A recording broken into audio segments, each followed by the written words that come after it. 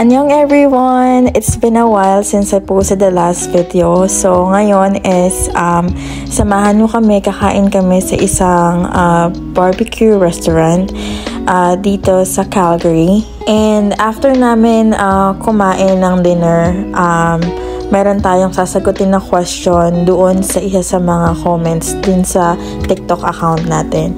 So nandito na kami sa Sushi BBQ Inn. This is our first time sa restaurant na to.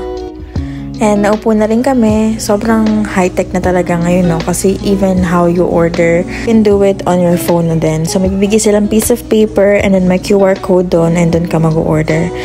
Actually, yung video na to is maulan pa, hindi pa summer dyan. So, we decided to eat somewhere like barbecue kasi nga medyo malamig-lamig pa. And dumating na yung mga in-order namin, tempura. Ito accidentally niyang na-order. So, agad-agad may dessert na kami. But it's good. It's good. It's an ice cream. And dumating na rin yung iba naming in-order. Mahilig si husband specifically sa mga sushi. We order sashimi, salmon sashimi, mga ganon. And yung mga other beef nila din. Meron din silang mga spring roll and sobra pandami nilang options. So if you'd like to visit here, kung nasa Calgary ka, nanonood ka ng video ko ngayon, you can try this restaurant and it's really good. Masarap din yung ice cream nila. So we pay I think $90 including yung tax namin. Kayo na bahalang mag-convert in peso. Ayan, so after namin mag-dinner, nag-ikot-ikot na kami, nag-drive lang kami sa downtown mismo ng Calgary.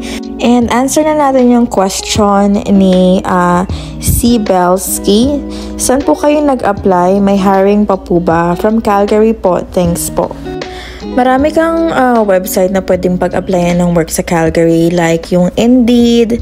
Pwede ka rin tumingin sa Job Bank. Pwede ka rin mag-apply sa mismong website ng company. Pwede kang mag-check doon.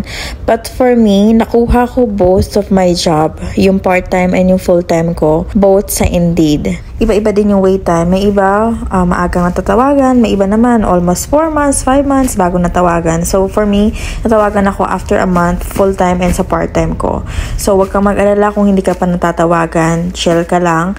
You can also try other companies while waiting para naman pagka nandyan na sila, tumawag na sila, sabay-sabay, mamimili ka na lang. And that happened to me. Namili na lang ako ano yung mas gusto ko. Yun lang for today. Thanks so much for watching, everyone. Annyeong!